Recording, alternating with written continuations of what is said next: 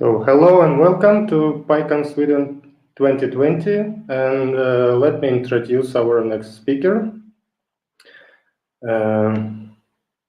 His name is Eyal, and he's a data engineer at Salesforce with a passion for Python and performance optimizations. His main areas of expertise are within data-intensive application, improvement of process, reproducibility and transparency in research. So let's go.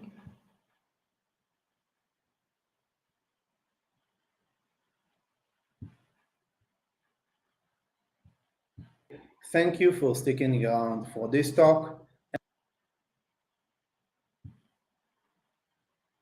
and I hope I will make it worth it. I'm Eyal Trabelsi, and today I'm going to talk to you about profiling Python by example. I will go over spelling corrector example and show you how you can utilize tools to find out what is the bottleneck. If you have any question, write them down in the comment section, and we will get to them in the end of the talk.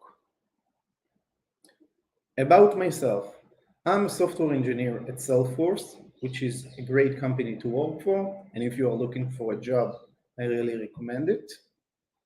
I have big passion for Python, data, and performance optimization, and you can find me writing about it in Medium and share my thoughts at Twitter.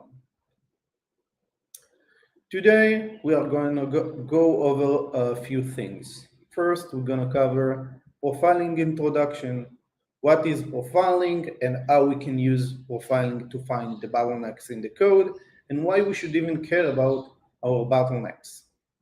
And then we're going to cover different profiling strategies, from casual profiling through offline profiling and online profiling. Warning, I'm going to say profiling a lot this talk. Well, what profiling is? A profile is a set of statistics that describe how our program is executed, whether the amount of CPU, the memory footprint, or other exotic metrics. When we know how different parts of our code behave, it can help us optimize our code. My goal today is to show you that profiling is not rocket science and that everyone can find the bottleneck and problematic part of your code without breaking a sweat. But why should we even care about optimization and performance? We want our program to be fast, whether we mean it in terms of latency or throughput. We also want our program to have as small memory footprint as possible. Most of us, including myself, are terrified of out-of-memory errors, or even worse, our AWS bills. And even if you are willing to pay to improve the performance of the code, hardware will only take us so far. We are going to find the bottlenecks by profiling, and then we're going to eliminate the problem. But before we optimize our code, there are a few things that we need to make sure. We need to make sure that the change is actually needed, as optimized code tend to be harder to write and read, which make it less maintainable, buggier, and more brittle. So we need to gather the requirements, the SLAs, the SLOs, and understand where do we stand, if we need to optimize the code, if we don't, and so on. Also, we need to make sure our code is well tested. I know everyone keeps saying it, but it's really true.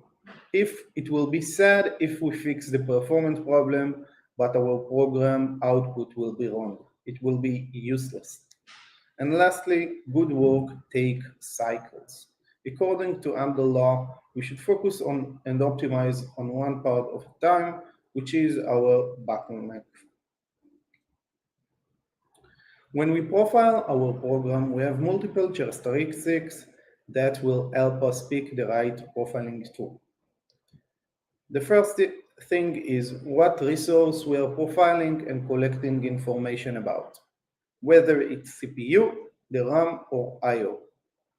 The second thing is how the profiler collects the data, whether in deterministic manner by attaching an hook, or in statistical manner by sampling each period. We will go over it in further detail later. And the last option is in what granularity the profiler works in a program level, a function level, or a line level. Obviously, we can extract more insight when we use a finer granularity levels like the line level, but it will add a lot of noise. In our example, we aim to implement simple yet useful spelling corrector. The code here is pretty precise and written by Peter Norvig. The way we're gonna correct spelling mistakes is by finding probable words which look closer.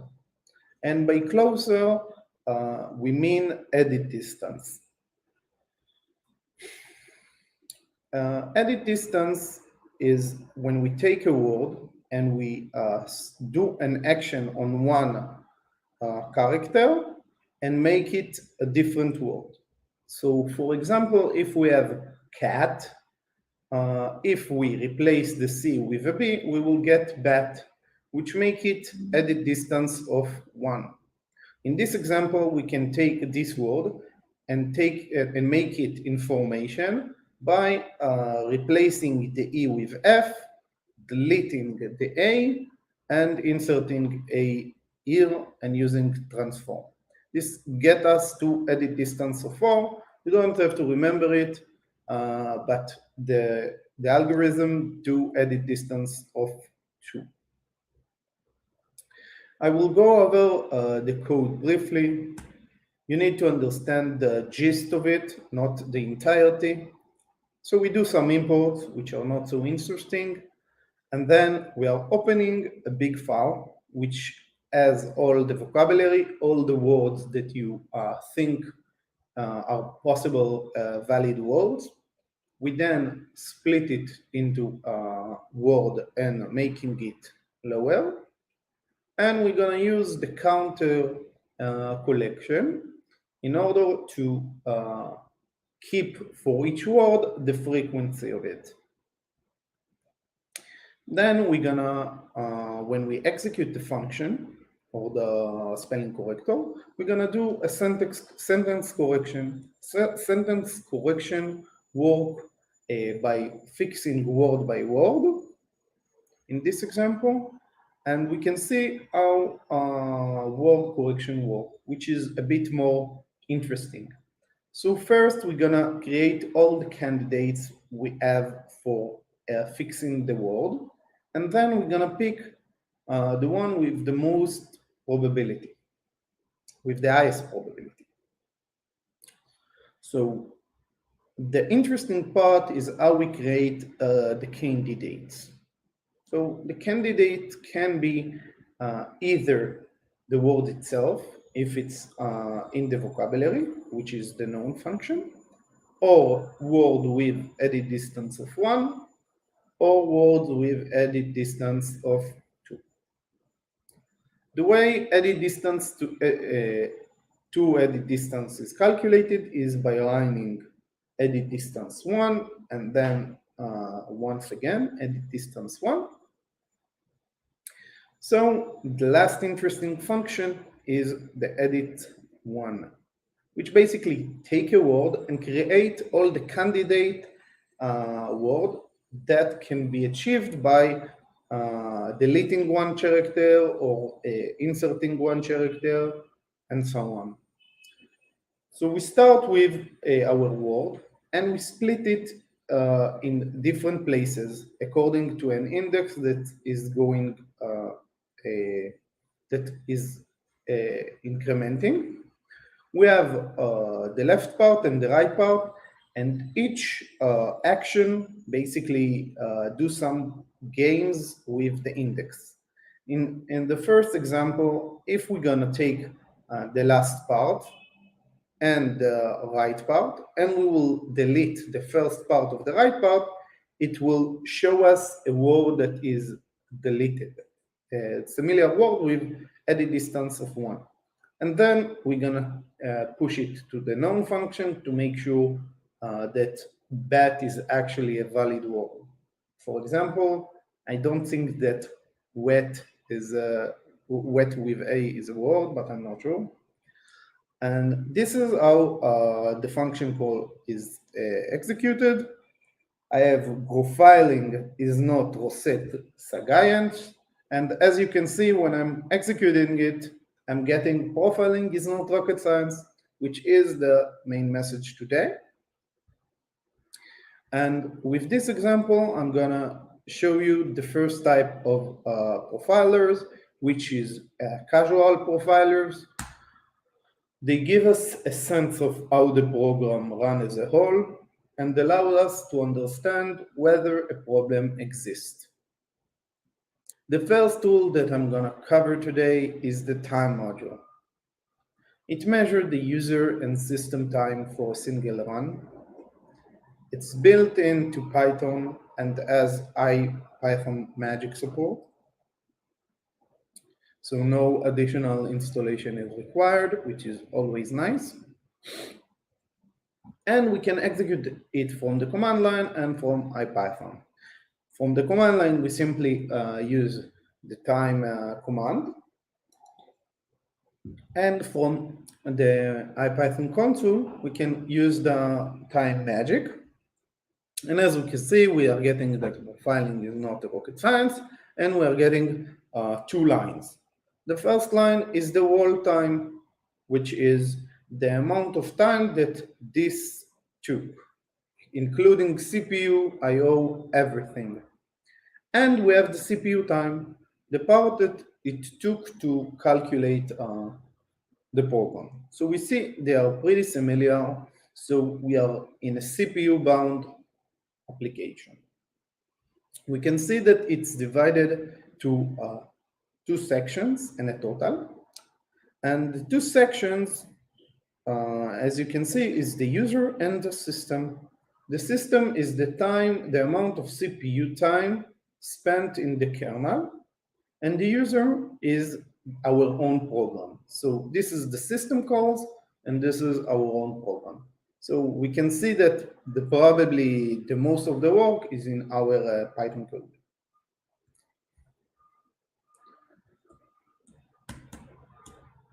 The next tool that I'm gonna cover is the timeit module. It supports benchmarking multiple runs of our code snippet, and it measures the process CPU. And again, it comes built in to Python with support for IPython magic. Side note that each one is executing it multiple times, and in order to be more consistent, it disables the garbage collection.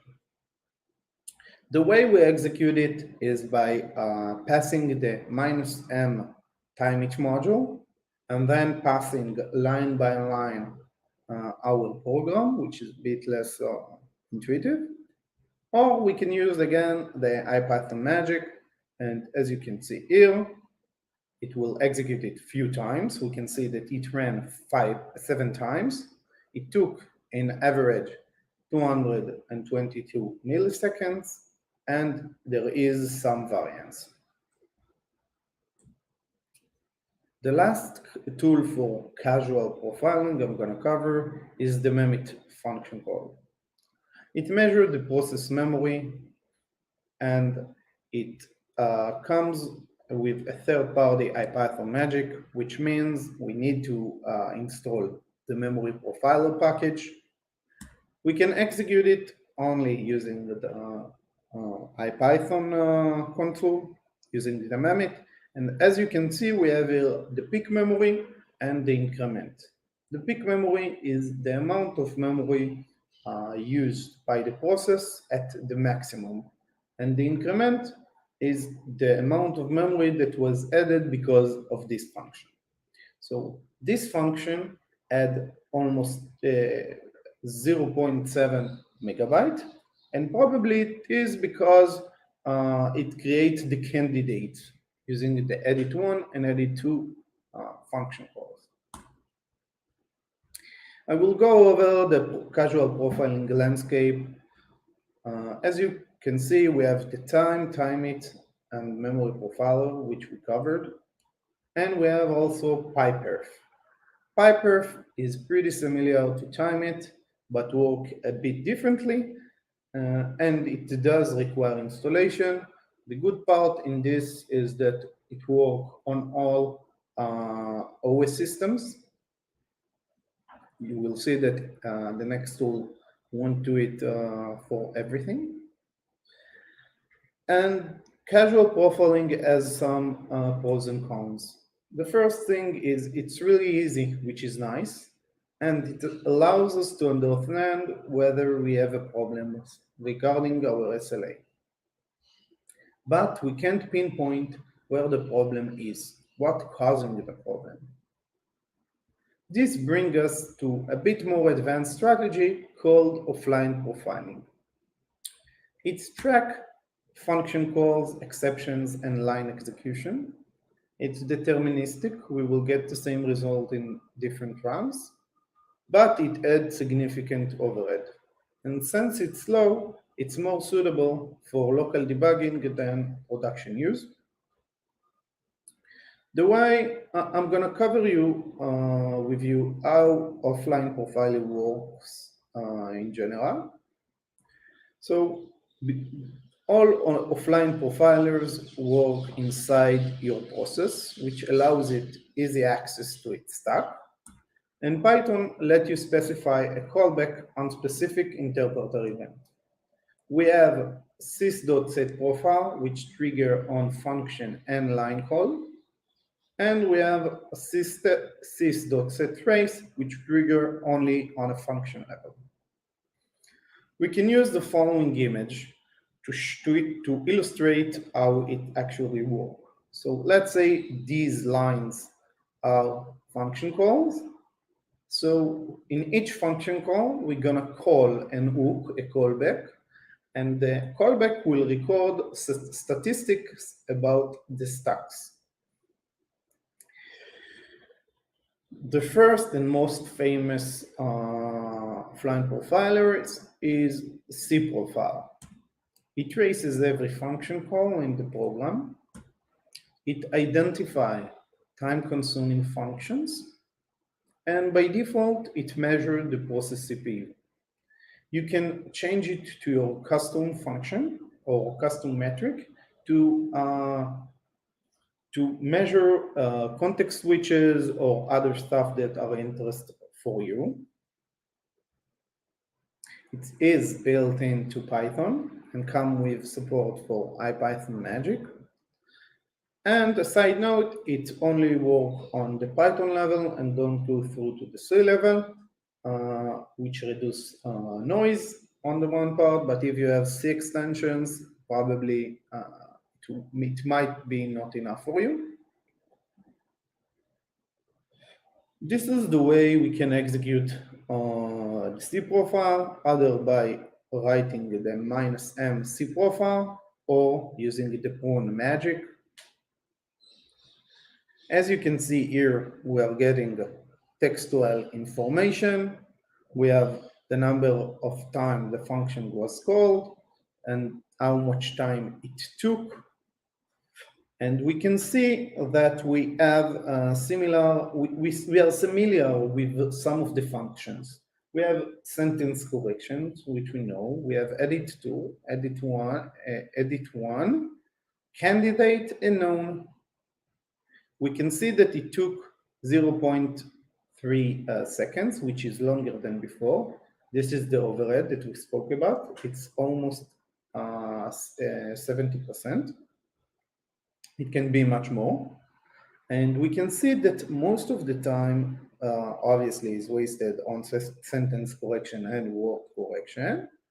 But we can see that the candidates and the known function take most of the time, and that edit distance take like 50% of the time.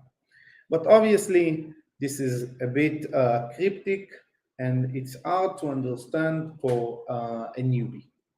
For this reason, SnakeViz was invented.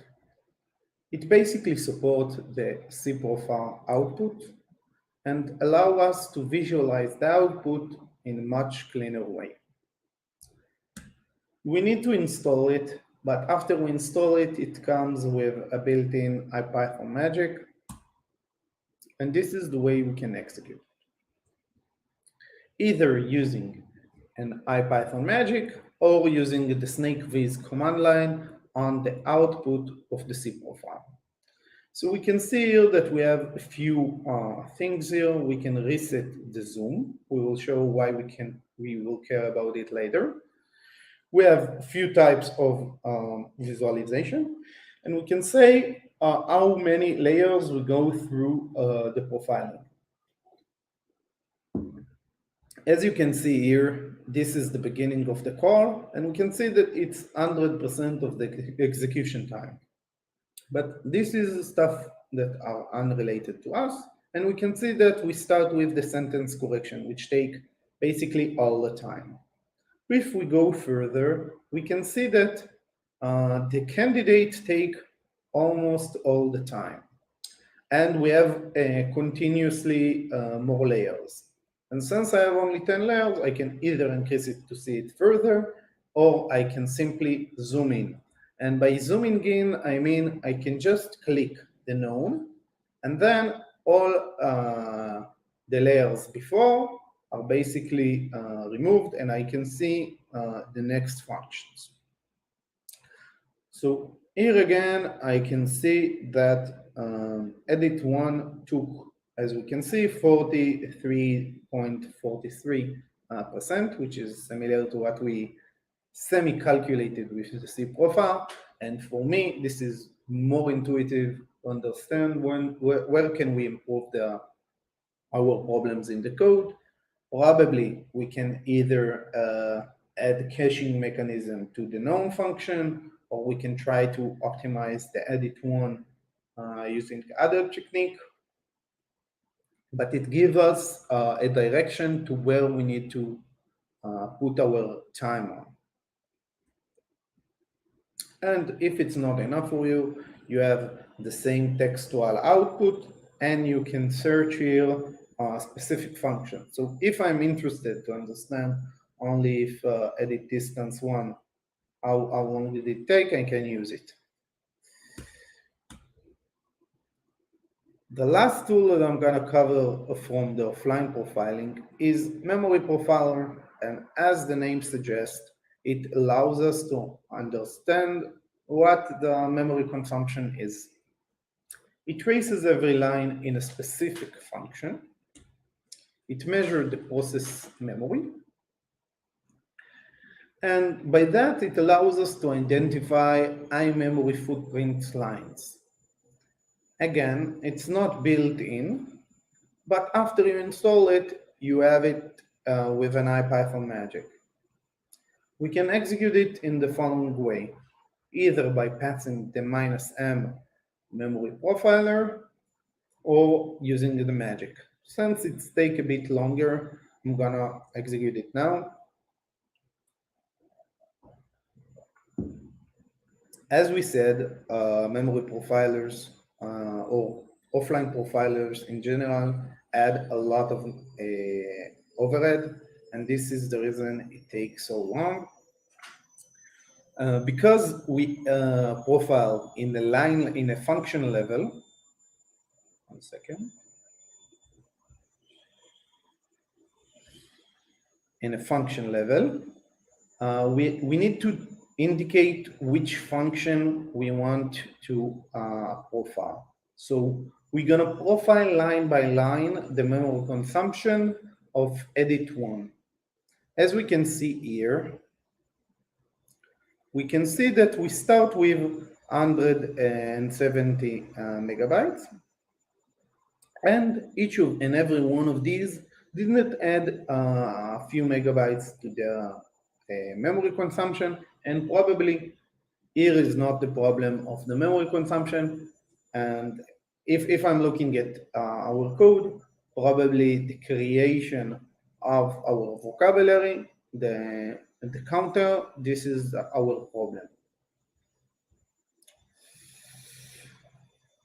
The offline profiling landscape looks as follows. We have C profile and SnakeViz and memory profiler, which we covered.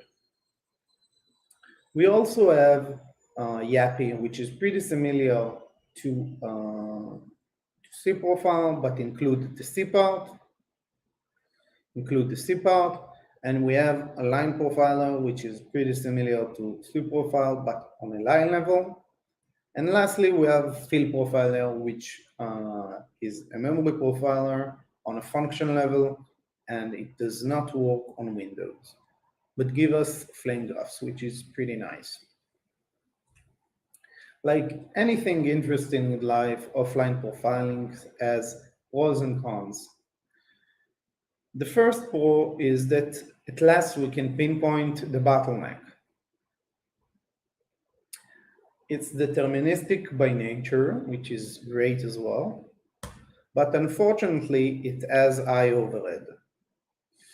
In addition, it can be noisy. As we saw, we have a lot of text, but some visualization can mitigate it.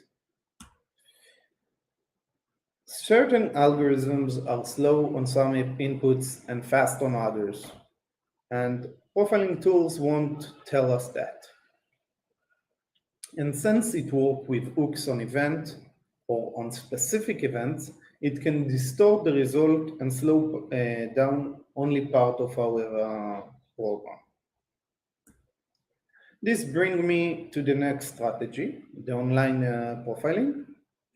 It samples the program execution stack periodically, and because of it, it's non-deterministic by nature, which gives us slightly lower accuracy and require more time to be accurate, but it has a marginal overhead. We can control the overhead accuracy trade-off by increasing or decreasing the sample interval.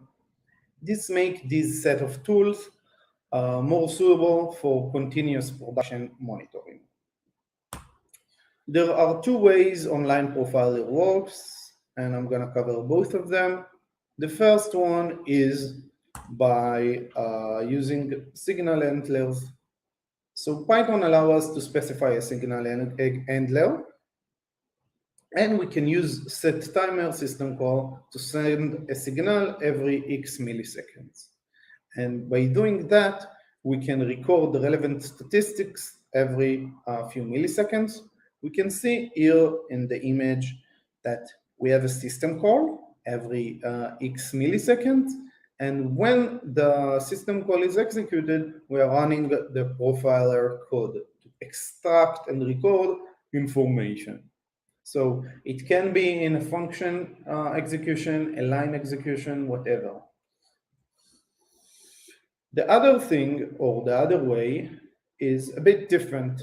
Because system calls sometimes takes few milliseconds, it's limit us from the ability to sample too frequently. So we can work in similar manner to offline profiling by using Python interpreter callbacks. But we will only collect the stock sample every once in a while. We can see how Pine7 do it. We have the user code, and basically on each event, it passes to a callback. As you can see, the path through. You can see this line, but not every single execution it's gonna do anything. It will do every once in a while, as you can see. 1 millisecond was passed, so we pass it through and record the stuff. So now I'm gonna cover the Pine7 tool, which is pretty nice. It measures the process CPU. It does it by sampling the stack every 1 millisecond, as we showed. It requires installation, and after you install it, you don't have a third-party IPython magic, so we need to use the command line, but it's not that bad. And this is the way we're gonna execute it. As you can see, we're gonna use the Pine7 command on our profiling is not Roset Sagacians. As you can see, we have the amount that's spent on each part. We have how many times it sampled the stack. We have the duration of the execution and few more statistics. And here, of course, we have the program execution. So we can see here that it's hierarchical in nature, and we can see that this is the part where we calculate the sentence correction, and this one are the parts when we create our vocabulary. So we can see that it took a bit longer the creation of the vocabulary, which is less accurate on most of the time. But we can see that this is pretty close related. We can also see that we have a lot less output because when we sample the stack, many functions didn't actually been there. So it can reduce a lot of noise by doing that. And sometimes it can be more accurate. Most of the time it won't be. But it can be more accurate if in the offline profiling you have a lot of function call, it can distort the execution. But this is not the case. So we can see here again that time that take the longest is the known candidate, and that the edit one takes accordingly around 40% from this part of the code, and but not the general part. The online profiling look as follows. We have Pine7, which we covered, and we have a Python or Flame Graph, which is pretty similar. We have PySpy, which is similar as well. It measures CPU on a function level, but you can attach it to a running process. It doesn't work on Windows, but hopefully it still can be useful for you. And I'm gonna show you how one can implement one. We have VMProf, which profile in a line level and CPU. We have Austin, which does both CPU and memory, but it only works on Linux, and it has quite hard installation, in my opinion, at least.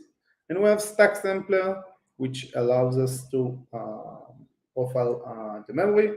We have some more tools like Trace Malloc, but I didn't cover it because it works from certain Python package, and it will require you to do some tweaking in the code. Online profiling has some pros and cons. The first good thing is that we can pinpoint the bottleneck, but it does still has a marginal overhead. It won't be as noisy as offline profilers, but can still be noisy. It's less accurate sometimes, as I described. It's non-deterministic. And again, certain algorithms are slow on some inputs and on others, and we can't know it. In order to mitigate the last part in both online and offline profiling, we can use logging in conjunction with profiling. With logging, we can record whatever we want, and it does not add a lot of overhead. But we will need to add the logging upfront, or we are out of luck. A pro tip is to record the input and the duration of auth functions which are important in your point of view. The logging landscape look as follow. I won't go over it too much. It works on all OS systems. Logging is built-in. Logguru is a bit more advanced, but you need installation. And you have Elliot and PySnooper, which are more related to performance check. Elliot is for causation, and PySnooper tell you how the duration of specific function and how we got it there. And if these techniques, the online, offline profiling, login, is not enough for you for what we want to measure, you can always create your own profiler. You can create your own profiler by creating custom function for cProfile. You can create offline profiling profiler using sys.setTrace and setProfile. You can create online profiler using setTimer or a ptrace, or you can use Parasite to inject Python code to run in process like PySpy. Basically, behind the scenes, it uses ptrace. We now found the bottleneck, and we know what code we need to change. What we need to do now? So after we find the bottleneck, we need to fix the problem, which is always easier said than done. It can be either use smarter algorithm or writing a native Python extension, or introducing threads and processes. But then, after you do these, you need to watch for performance regression. As we said, optimized code can be sometimes ugly and can attract people to refactor it. We want to run regression tests to make sure we don't recreate the same problems all over again.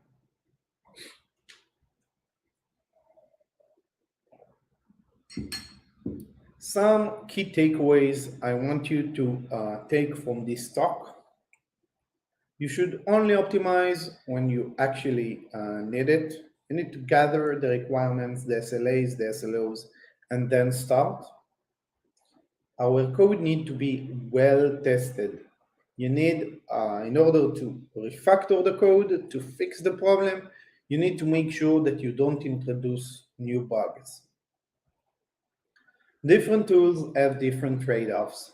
There are some cases when you would like to use casual profilers and some that you will want to use offline profilers or logging or online profiling. And I want you to have all these tools in your toolbox and use them when you need. We should add logs in strategic places to make sure we can validate that on every single type of input, our program executes in the manner that we expect it. And we should watch for performance regression. When we do these, we know we are doing good work. And a reminder, good work takes cycles. You should first focus on one bottleneck, fix it, and then go over again. Otherwise, you don't know which part fixed the issue and which are not, or which introduced bug. I hope this talk helped you to understand that profiling is not rocket science. And if you have any questions, feel free. I had really great time speaking to you, and I hope you enjoyed. Thank you very much, and that's it.